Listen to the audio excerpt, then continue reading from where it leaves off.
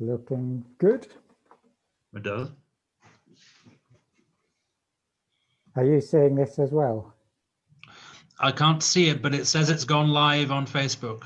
Oh, people can probably hear us then. Great.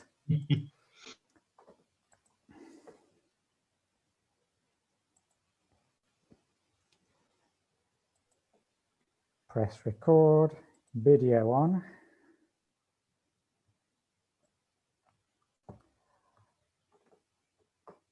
Hello, everybody. Welcome to this session. I'm really glad that you've joined us here. I'm Owen Llewellyn, and I'm going to be talking about integrating sustainability into the classroom. So, if I can just share my slides with you, here we go. I'm hoping you can see this. So,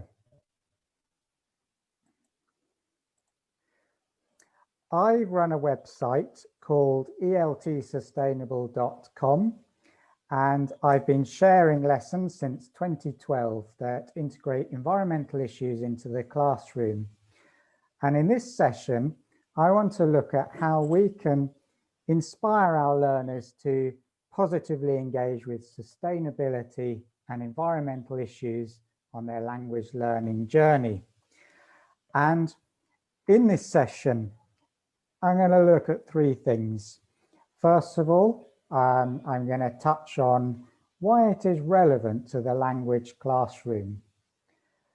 Secondly, I'm going to look at some of the barriers that might stop us from bringing environmental issues into the language classroom, before then moving on to some of the solutions. So, why is it relevant to the language classroom? Well, our job as language teachers is to help our students communicate in real life to build a better future for themselves, and English is a part of this. And a key part of this is preparing them for their future and the real world. And the climate crisis and other environmental issues are now a key feature of this. They are a threat to all of us, to our students, and so we cannot ignore it. Now, I'd just like to say I love polar bears and I want to protect them. And when I first started making lessons, this is what people often assumed the environment was about. It's not about that. And I'm just going to show a quote from the document for policymakers by the IPCC. And it says climate-related risks to health, livelihoods, food security, water supply, human security, and economic growth are projected to increase. Okay. Furthermore, they talk about populations that are going to be disproportionately affected, disadvantaged and vulnerable populations, in some indigenous peoples, those dependent on agriculture and or coastal livelihoods. That's a lot of people. And I would certainly say that some of my students fall into these categories. So this is something that affects our students, and it's not the decision of a few environmentally minded teachers to bring this into the classroom when they want. This affects everyone. It would be a political decision not to include it in our classes. Yet, I know sometimes we shy away from it. I do. And I know other teachers do. I wanted to find out a little bit more about this. And so recently I did a little question on Facebook to a number of groups. Some of you here may well have seen it, asking what is the barrier that stops people from bringing this topic into class, because I've been in a staff room before and mentioned the environment, and it's, it's Owen again on that topic. Oh, his poor students. And I've shied away from it myself. And this is what teachers are worried about, according to what people posted on Facebook. A very common thing is people think, I'm not an expert in environmental issues. I get that. I've got an English literature degree. I have not studied science since A-level. Of course, it's intimidating to then think I need to teach environmental issues in my language classroom. Another one, I love this one. Someone posted, it's repetitious, boring, and unappealing. And very valid point. Students are inundated with green issues on a daily basis. People definitely feel this way. Possibly given the gravity of the crisis, that's not surprising, but certainly there's an underlying green noise going on that makes people want to switch off. And here's another one. I know this, teachers have busy schedules and making your own green lessons takes a lot of time. I now work in a context where I have a set syllabus with set lessons and set lesson outcomes that the students have seen on their booking app before they even come to class. I can't use all those lessons I spent so much time creating and put on to eltsustainable.com anymore, because I don't have an hour spare to do my environment lessons. And another point that many people raised was students' low level of proficiency. Yes, when I make lessons for my website, it's so easy to make one for C1 or B2 level learners and above. It's quite hard to make them for A1, A2. I get that. I've felt that before too. These are all very valid points, and although I stress that the need to bring it into environmental issues into our classes before, I fully get why people would shy away from it. And at this point, it's all looking a bit gloomy. I mean, I've mentioned the gravity of the problem and now looked at why people might not want to bring them in. There's probably other reasons that aren't even mentioned here. By the way, please feel free to post any of these reasons into Facebook Live. This is my first Facebook Live, so I'm used to seeing the sort of chat box in a webinar, but feel free to post it into ELT Footprint chat and I'll respond afterwards. So, all is not lost. Oh, sorry, didn't click through to that one. Yes, this is really important as well, just before I move on to the next slide. And I think the really key part here is talking about the consequences of bad human behavior. It's all doom and gloom. And we start feeling like we're telling students, you know what, we're the bad guys. No one really wants to do that. I don't either. So what can we do? As I said, I know how you feel, how people feel who've posted this. It's been really interesting to read. I've often felt the same in the past. Here's what I've found in my journey to being here now. Some practical solutions to overcome this. Well, let's go to that first problem. I'm not an expert in environmental issues. Well, that's definitely true for me. I'm an English literature graduate.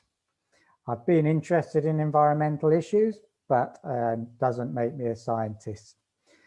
But that's okay.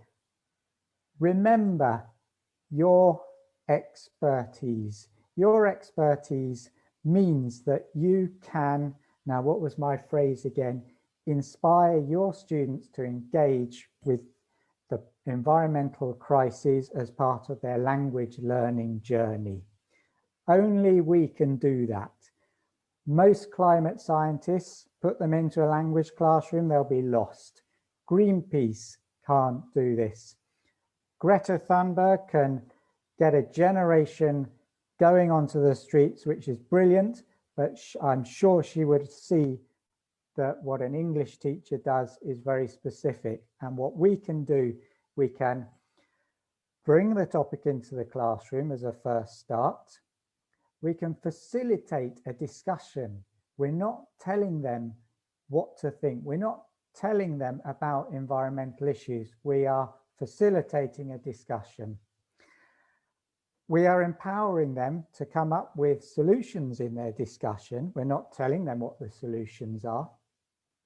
And most vitally important, and this is where our real expertise comes in, we are giving feedback on their language performance so that they are better able to engage with these problems and other problems they will encounter in the target language. That is a special skill. Don't worry if you're not a climate scientist. Don't let that stop you bringing this topic into the classroom. So let's make this really practical now. Okay, I'm not an expert in climate science. Been doing a little teaching for quite a while, and I love to use a picture. And I approach a picture as a form of text, as its input for the students that they're going to use to generate output, linguistic output. So this picture was sitting on my hard drive, and so I haven't used it since a lesson some time ago. The lesson was on the topic of transport, and it was a rather dull course book lesson on transport, and I thought, let's brighten it up with a picture. So what are we going to do with this picture? Well, that problem that was mentioned, that it's repetitious, boring, unappealing. I just love that. So many people, I know they feel that way, and I understand. So let's bring in a new angle. Okay, students. My students with this picture are going to discuss in groups some questions about this picture. And as they discuss in the target language, in my case, they're learning English. You may be teaching French, Spanish, whatever. I imagine it's the same. They'll discuss some questions about this picture. And what they don't know is this is the environment angle, but I won't tell them yet. I'll start with a nice, simple question that gets them engaging with the picture. What's happening in this picture? They'll discuss in groups and move on to the next question. So a new angle. They don't yet know there's an environmental angle. It's coming in by stealth. Next thing, students are inundated with green issues on a daily basis. Yes, this came up a lot. So the solution, affective factors and personalization, brings most topics to life. If there's no emotional engagement to a topic, whether it's environment, transport, making plans for the future, you're not going to get anywhere. But as soon as you got affect in there, and once you personalize it, most people have something to say. So we've got this second question to add to the picture. Where is he going and why? There's no right or wrong answer here. So they carry on discussing in groups, and you wouldn't believe the discussions. It gets a bit heated sometimes. I have to say, look, it's okay. You can agree to disagree. He might be going to go shopping, or he might be going to work. We don't know, that's fine. But it generates a lot of discussion, and there we are as the teacher monitoring the language outputs. So I hope that would solve to some extent this concern that people have. Now, next thing, yes, busy schedules, syllabuses, course books, which we can't always deviate from. So let's imagine, in this case, the lesson is about transport. I used to make environmentally themed lessons that would last an hour. I don't really anymore, but I do bring an angle that focuses on the environment into every other topic I can. So in this lesson about transport, we've still got the first question, what is happening in this picture? Where is he going and why? And then, do people travel in these ways where you live? Okay, we've got the syllabus topic in, done. What are the advantages of the modes of transport? Health, consider health, the environment, the effect on the city. Oh, students might have spotted me now. Owen's brought in the environmental angle, but don't worry. If you've done this, I think they'll forgive you. My experience has said that by this time, they're so busy discussing where that person is going that they're already thinking about the environmental and health benefits of cycling. So it just seems like the logical next step to bring in the environmental angle here. They won't mind. I bet you, try it. And then keeping going with the personalization, the teacher should not be telling them what to think. And let's remember, we're not experts anyway. Get them to decide, what should we do to reduce the negative impact of our travel? That question gets them thinking about solutions. It's not the teacher lecturing, and therefore they're not going to think, oh, we're going to be told what we have to do for the environment again and what we're not doing. So there's still an unaddressed issue that was mentioned by teachers, and I often teach C1 at the moment, and you've probably spotted that my questions are quite, they're more suitable for the higher level of language learner. So I thought about this. I thought, right, imagine I'm teaching elementary, high elementary or intermediate, pre-intermediate. I will change the question slightly. What can you see in the picture? And I'm not going to demand perfect sentences here. I will be happy with bicycle, man on a bicycle, cars, street. Where are the people in the picture going? I'll be happy if they say, oh, to work, shopping. Which is your favorite way to travel? Get the personalization in there. I think my elementary students can probably say car, bicycle, I like even. Which is the best for the E word is in there. Okay, but they've already had a good discussion, and many languages, environment is similar. Yes, you may have to explain environment at this point.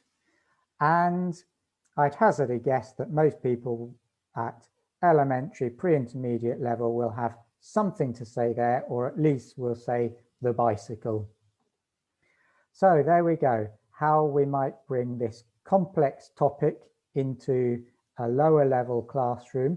And I would stay away from the some concepts. I wouldn't go into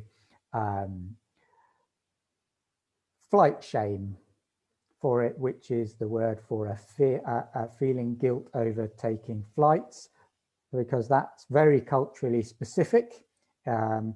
If you are teaching in Indonesia, people may not have as many chances to get on a cheap flight. And if they take a flight, it might be the only way to get from A to B. Also, it's high level language, and I will stay away from that at the moment. Now, topics changed. In a way, transport's an easy one to bring in. So let's have a look at, let's imagine that we have the future, or improvements, or where you live, or let's, I think this next picture, which is just a great picture, and where did I get it? Well, the other one came from pixabay.com. If you don't know this website yet, it's brilliant. Free stock photos that you can use for teaching purposes without breaking copyright. This one comes from a really great website called climatevisuals.org. And if you're an ELT footprinter who knows this website, I know a few do, please do type the address into chat, climatevisuals.org.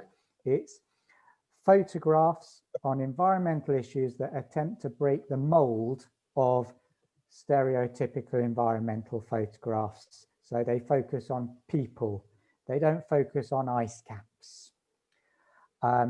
So our lesson on the future, our lesson on work. And this one really addresses the worry that people have that an environment lesson focuses on the bad consequences of human behavior. Let's focus on the positive, and it can all seem a bit doom and gloom, but it's not.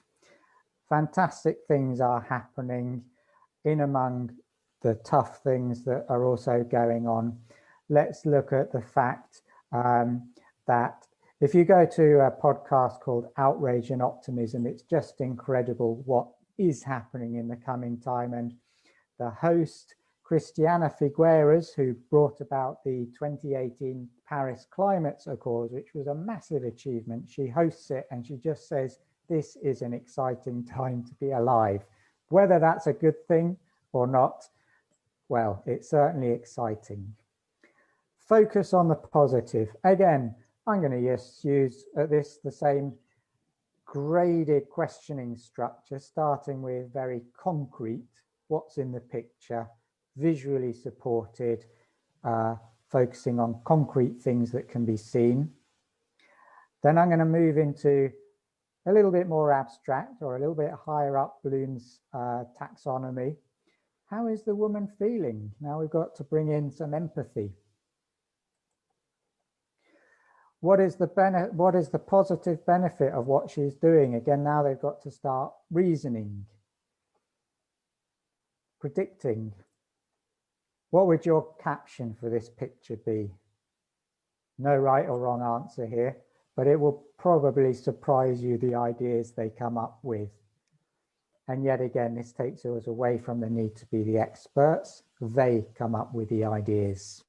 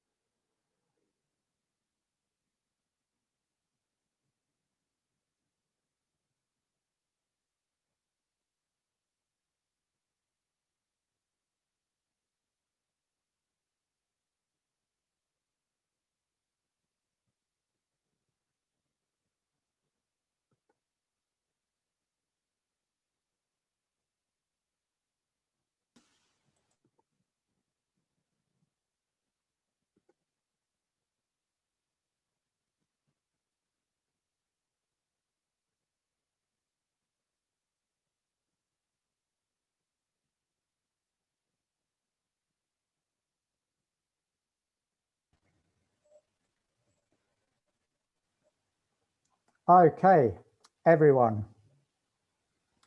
I hope you heard me there.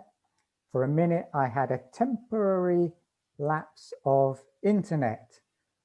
It's saying I'm still streaming again, and my friend and colleague Ben is doing a virtual thumbs up. So here we go. I don't know at what point I got lost then, but as I was saying,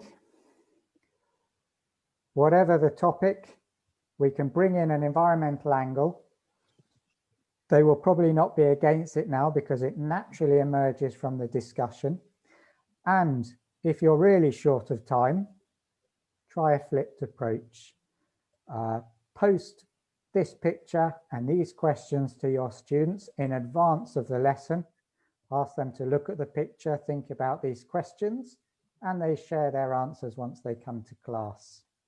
This even reduces the time required to still get an environmental focus into your existing lessons which I now believe is better than doing standalone environmental lessons because it's fully integrated in everything that we think about, do, and talk about.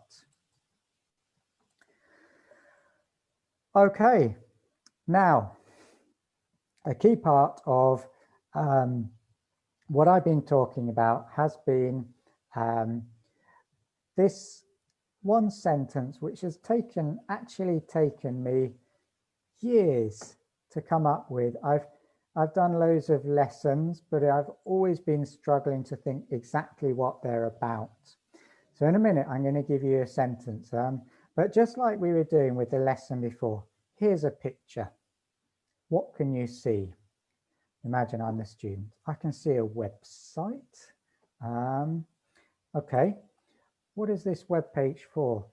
Oh, it's got a lot of green on it. Looks like some people doing a protest. Maybe it's about environmental issues. Oh, language teaching for the planet. Sign up. So it's to get people onto a course. Who is it aimed at? Language teaching for the planet. Maybe it's aimed at teachers, language teachers. Would you like to join this course? Okay, confession, there's a little bit of sell going on here. You might think you'd like to join this course, and what can a language teacher do after this webinar and this course? This course and this webinar are aimed at this one sentence that's taken me years to get to inspire your learners to positively engage with sustainability and environmental issues on their language learning journey. It's taken me so long to get here, and I've previously struggled with explaining what the website is for. So if you'd like to join this course, you're going to have a great experience, and I'm going to ask my fellow tutor who leads this course with me. His name is Ben Crompton. He is co-tutor with me, and I'd like him to come on and say a few words. Ben, over to you. Oh. Right, I hope everyone can hear me. Yep. So I took the course in, I think it was October last year.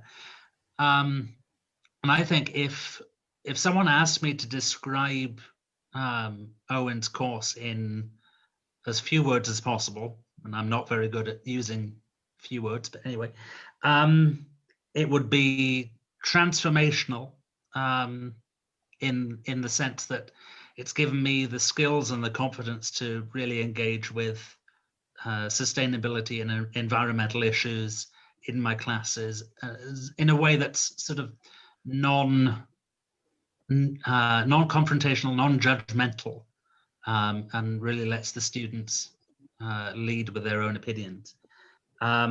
It's a very collaborative course. That's one of the real strengths of it. And it's a humbling experience. The sheer breadth of people that you can interact with, the other participants, and people that I would never have had the opportunity to work with before, and just hearing the things that they're doing with their students to work with the environment and to improve it is a humbling experience. And I think in the last couple of days on the course, which has just started, I've been talking with some of the participants and sort of explaining how it works. And there's really two parts to it. There's the online materials that you might think of as your like course book, the same kind of thing you'd use with your students. But then the real magic happens at that point, which in our classes might be the end of the class, where you say, okay, close your books and talk to your partner. Well, that interaction and collaboration, which here happens on the Slack platform, that's the real joy of this. It's when you come together with everyone else on the course, the participants, the tutors, and you start to build this community of inquiry to explore what sustainability in the classroom is and how you can improve the way you teach it, and you can bring it more into your classes. It's a wonderful experience, and I cannot recommend it enough. And there we are. Owen, I'm done. Thank you, Ben. Such kind words. And I think we must remember here that Ben is being very modest. He took the course and he just had such a way of engaging with the others on the course that I asked him if he'd co-tutor it with me. And I am seeing now his amazing powers in engaging people, bringing their opinions out, responding. He's an utterly brilliant online tutor. So you're welcome. Language Teaching for the Planet. It's just started. You can join up at eltsustainable.thinkific.com. This is what it says on the can. Your money back if it doesn't. And I'm serious, if you come out of it at the end and you say, no, that didn't work for me, I don't want to keep your money for something you didn't want. 24 hours left to join, because after that point, we will have moved on. At the moment, we're in the getting to know each other phase. Some amazing participants from all over the world. 2 weeks, fully online. We finishes on the 21st of January, and a certificate is awarded at the end. So feel free to look it up, join if you like, or some point in the future. So, reflection time. This is what I've talked about now, and it's kind of strange on a Facebook Live because I'm used to teaching online and having the discussion. So the discussion here is going to take place on ELT Footprint. What questions do you still have? What have you taken away from this? Please put your comments there. I will do my best to respond to them all. And also, there is another training session coming up very soon on ELT Footprint, and it's going to be led by someone called Alicja Szuszkowiak, I believe. We haven't met yet. She is going to be delivering free online training on how to create and run a paperless online syllabus. I'm really curious myself. I definitely want to go. So on the 21st of January, it's going into my diary already. And there you can find the details. Now, I did pass on the Zoom join code to Alicja.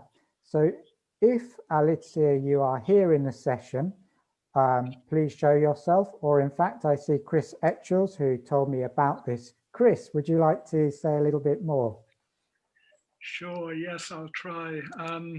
Thank you very much indeed, first of all, Owen, for a really interesting session full of practical ideas. I haven't joined your training yet, but I've been planning to for quite some time, and I will certainly get round to it this year. So that's one of my resolutions. Ben, you've inspired me with that too. Anyway, I lead an initiative called ELT Footprint UK, which is a sort of UK version of eltfootprint.org. And we are trying to put sustainability at the heart of UK English language teaching. So as part of that, we're running a series of discussions, and our next one, as you say, Owen, is on the 21st of January at 4 o'clock UK time. I think it's 5 o'clock European time. Yeah. And Alicja is going to be talking about creating a paperless online syllabus. She'll be referring specifically to junior summer courses in the UK, which is where she works. But we are very much hoping that the session will be of interest to any ELT organizations interested in online syllabuses. So I will post a link to further information about that, but anybody who wants to come along, you're more than welcome. It happens to take place on the day that Owen's next course finishes. That's the 21st of January. So anybody who'd like to come along, it's free and we would love to see you there. Thank you, Chris. I'm really looking forward to it. Thank you too. Great. Okay, everyone. Thank you for attending. I hope this has been really useful and look forward to your comments on ELT Footprint. And if you want to look me up, there are the addresses of the course site. ELTsustainable.com is the website of lesson plans. That's me on Twitter and email. Thank you very much and have a great evening. All right. Goodbye.